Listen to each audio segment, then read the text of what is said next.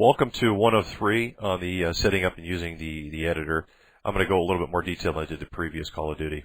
First and foremost, if you've never used this editor before, this is probably going to be the most important video you're ever going to see in your life. Trust me. There's a lot of things in here I'll show you that other people won't show you in tutorials. This is primarily going to be set up for using the editor. I'm not going to be making anything. If I do, it's going to be showing you the use and functionality of the editor while you're making something. Let's go ahead and get started. Let's cover things one by one. First of all, you'll notice when you open it up, you're going to have a toolbar. If you can't see the entire toolbar, I recommend changing your desktop resolution to a higher resolution, probably 1200 or 1280 by 1024. That's what mine is at. I can see the entire toolbar. If you cannot see the entire toolbar and you need, or you can't change the resolution higher, you select it inside the toolbar somewhere, not on a button, and you just drag it down. And it drops all the buttons down for you. You just go ahead and push it back up, and it should just drop it right back on the top bar. You have 5 windows. The first window is an elevation window. It shows you currently the elevation that the selected item is at. The next window is your two-dimensional window. You have 3 windows in a two-dimensional. You have your top, front, and your side views. All 3 of these equal 3 dimensions. Hence the 3-dimensional window next. This 3-dimensional window is kind of hard to get used to at first. When you first open up the editor, your toggle camera movement mode is going to be, I think it's not going to be pressed in. And if it's not pressed in, go ahead and press it in now, or you'll find yourself trying to locate what you're trying to draw, like I am right now. You press it in, it allows you to control the window at your own pace by holding the right mouse button down. You just slide it back and forth, left or right. To lower the view, you press Control, right mouse button, and pull the mouse back, push it forward. If you go right, it's like a, shall I say, it sidesteps left and right. Shift, Control, right mouse button tilts, back and front, left and right. That's pretty much the functionality of that. That's how you move around in your windows. The 4th window is your texture window that shows your current shaders that are loaded. And the bottom one is your console. It kind of tells you what's going on. I typically don't really look at this, but sometimes it's useful to figure out what's going on, because if you're loading up Radiant and it loads up and you see something that says error, can't load, next thing you know Radiant crashes, you'll know something's going wrong. Since we covered the basic views, let's go ahead and cover some of the menus on the top. That's in the next video. Welcome to using the editor part 2. I'm going to try to cover this menu as fast as possible. If you see the mouse kind of jumping around, I lowered the frames per second on the capture to save on the file size. So let's start off with the file menu. First and foremost, this editor uses a .gam game file to load settings. If you have your editor set up a certain way, you save it that way. This editor has also been configured now with the functionality to save multiple layers. If you have different people working on the same map, you can export as a different portion of the map, and then you import them as a new map or a new layer, or the active layer that you want to be currently working on right when you load it. This helps aid the process of, I don't know who messed what up, or you're assigned to this portion of the map. That's how it's configured now. It's a good idea to do that. The editor typically uses a .map file for its actual creation of the brushes and entities in it. The .map file is then put into shall I say, you export it, and then from your exporting, you use your BSP, your Q3 map, and so forth and so on to compile the map later.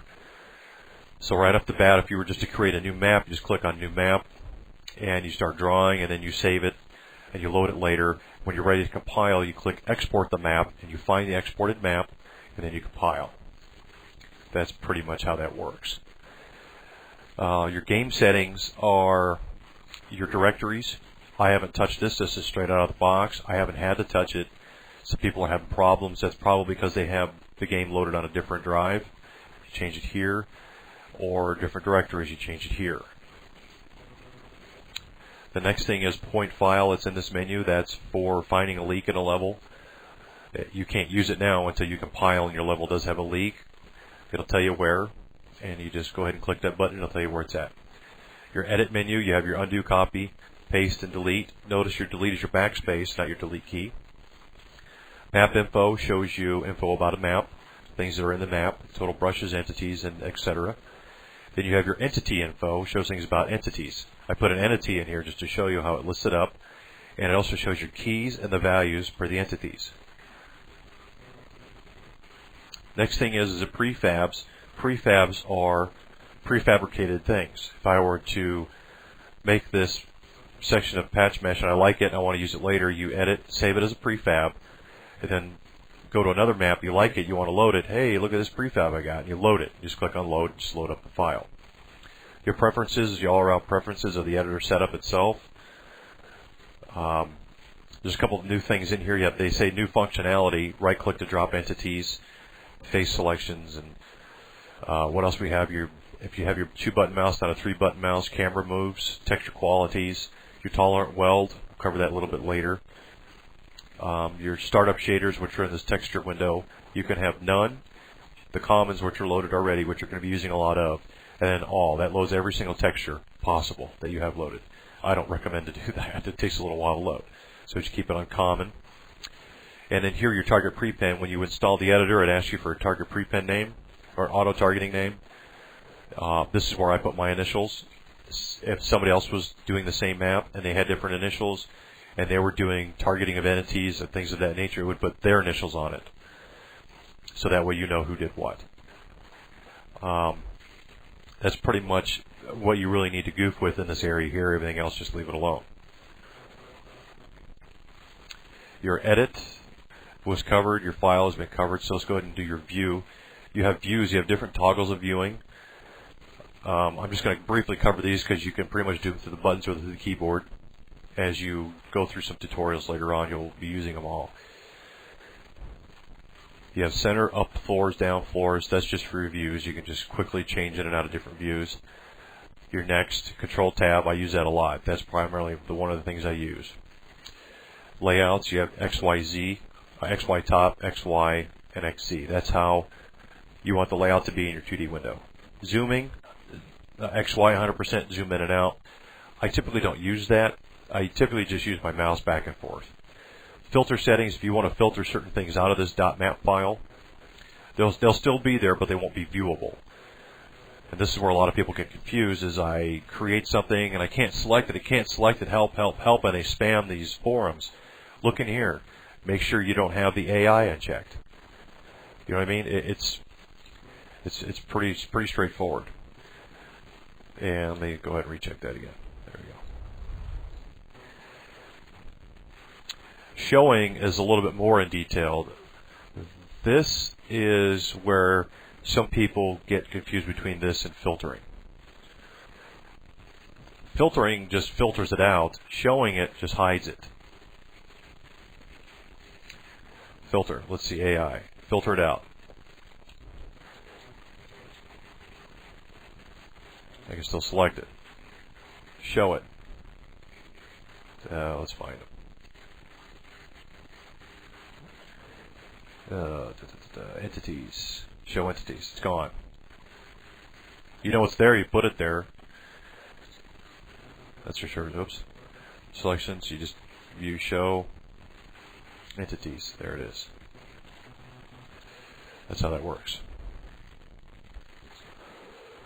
Hide shell. If I was working in a building and there's a lot of things around me and I can't make things out in the 2D view, you select your items, view, hide or show.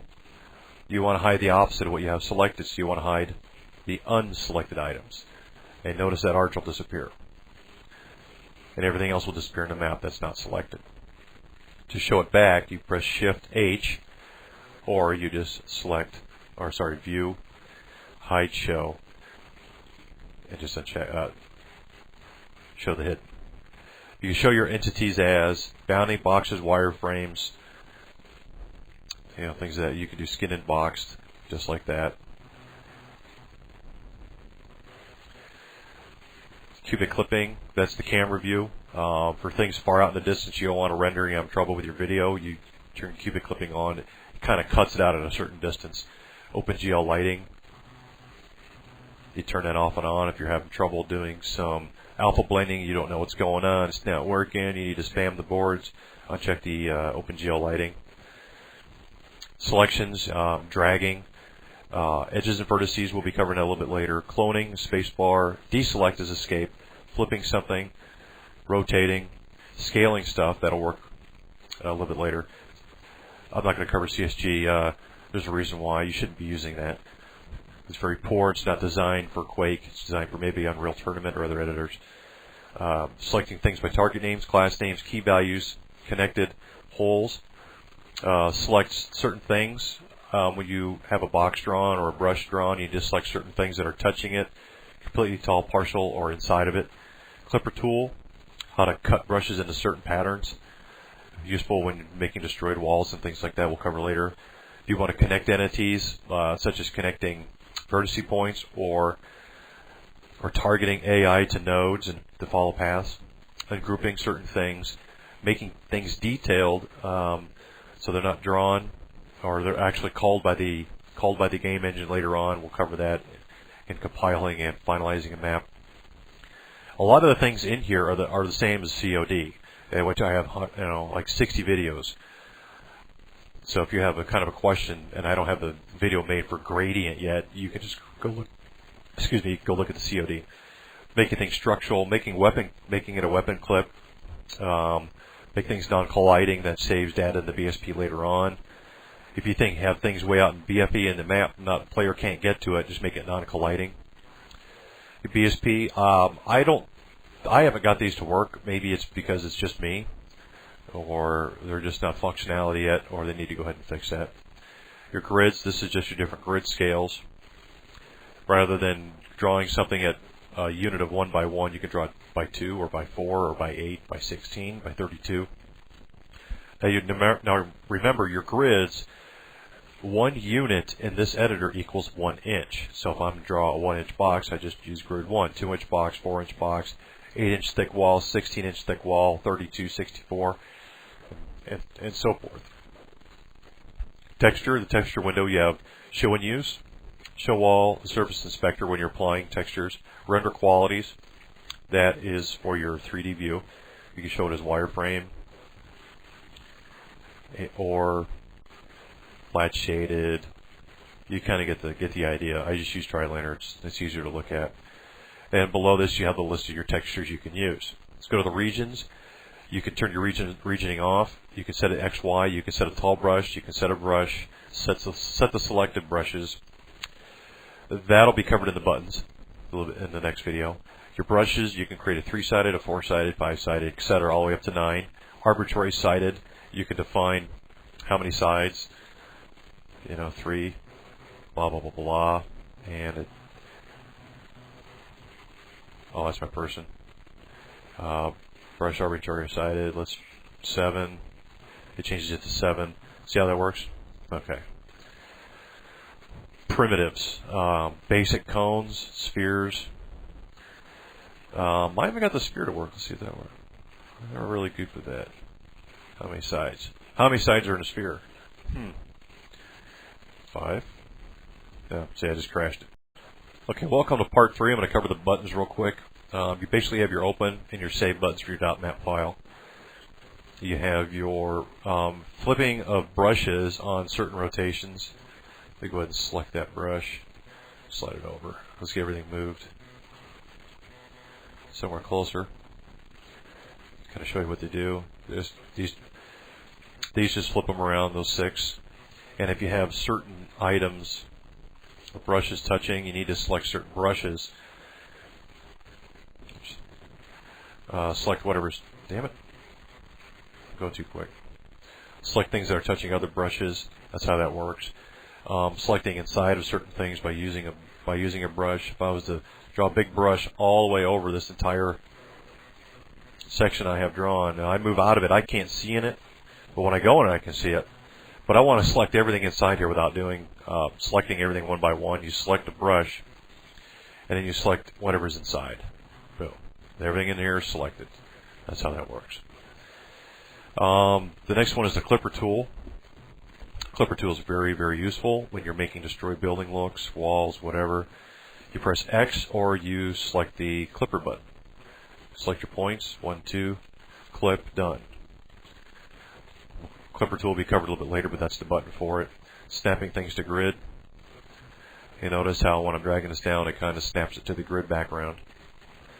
Disable that, it doesn't. You can just kind of move it freely in between. Texture view mode. This shows everything. In the 3D window is a different texture. It has all wireframes or fully skinned and the highest quality texture. You have different modes within there. Texture flipping. Select your thing. You already have texture. Then you want to flip the textures, X, Y's, blah, blah, blah. You can do it that way. The next button is your XYZ button. This changes your view mode in your 2D window, or Control Tab does the same thing. Cubic click the camera view. If I have this selected and I back out, you notice how things are disappearing? That saves on rendering memory in your video card. It's just cubic clipping things out of it. Stops things from being drawn way far away that don't need to be drawn. That's my basic summary of it. Free rotation. This allows you to rotate objects. I recommend not rotating anything unless in a grid of 4. You'll find out why later. And the keyboard is just R for it. You notice how it goes off and on. Next thing is free scaling. This changes the size of an object.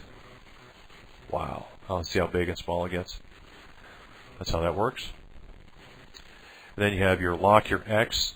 This just locks the movement on axis X, Y, and Z. Next one is don't select curved brushes.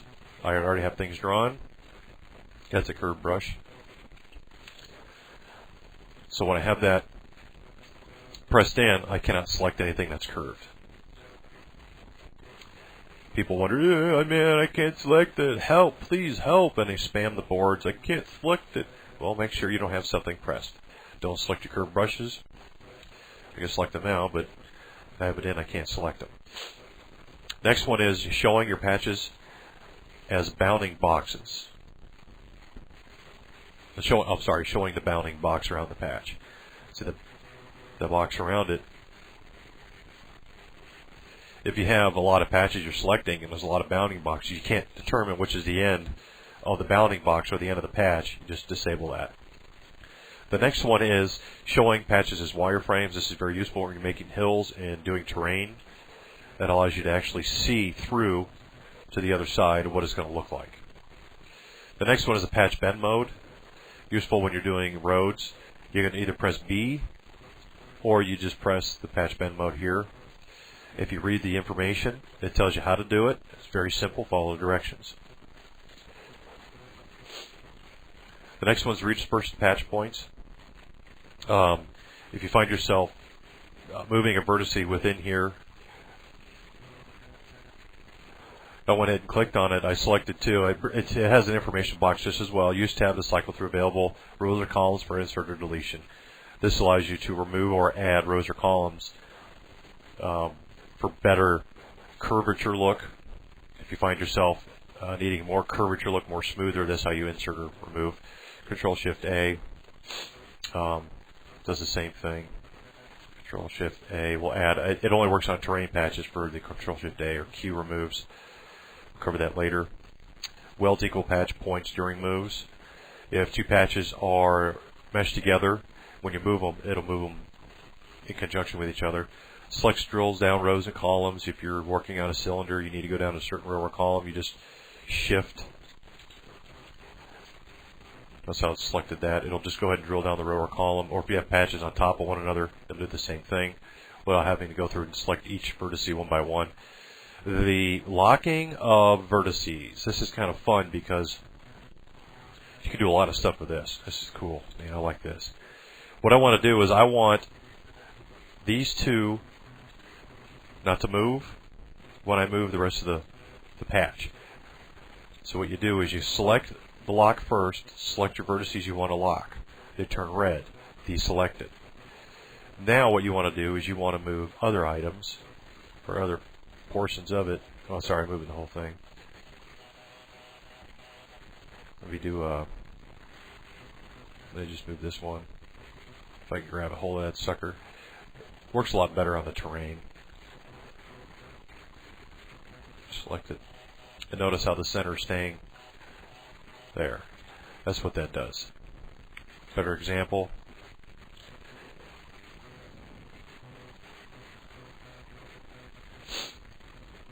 Let's do this. Patch, simple terrain mesh.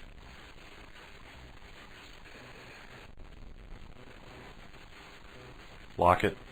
Whatever you want to lock. Turns red. Deselect. Notice in the center of those are red. Now what I want to do, whoops, is I want to move things around it, but I don't want those to move, so they're red. They'll stay red. And I go through and select and drag down. It locks those vertices in place from moving. That's exactly what it does.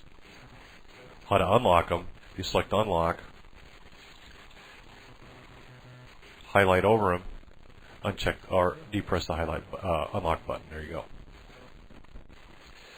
Cycles edge directions on the terrain quads. When you're doing corner texturing and textures aren't lining up on the corners, if you highlight the area and highlight your vertex and go ahead and select that, it'll kind of rotate the texture around and make it look better. Splines, don't use it. It crashes. I know that for a fact. Next one, show entities as. This is pretty much the same as your other terrains or your texturing. Bounding box wireframes. Show them as a wireframe. Shows this guy as a wireframe. Pretty cool, huh? Alright. Skin and box, just like so. Toggle camera movement mode, we've already covered that. The next one's toggle alpha rendering of textures. When you're doing alpha blending, if you can't see your alpha blend, make sure that's pressed in. This next one is the circle with the crossed out E. With that pressed, I cannot select any of my entities. With a D pressed, I can.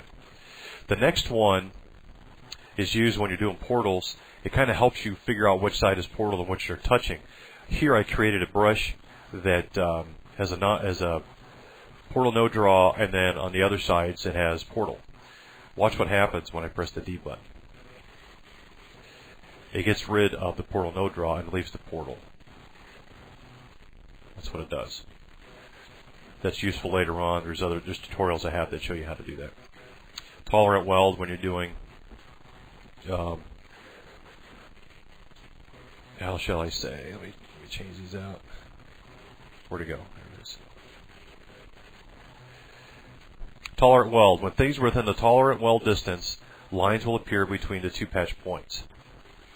That means they're able to be tolerantly welded. This one here, this button here, creates a lot of havoc for people when they just want to press buttons and try to figure out why things aren't working, and they have no foundation or understanding of how the editor works. This button here toggles if models are selectable. If I have models in here, like tanks or whatever, you can't select it. Make sure that's pushed up. Not pressed in, it's pushed up. Deselect.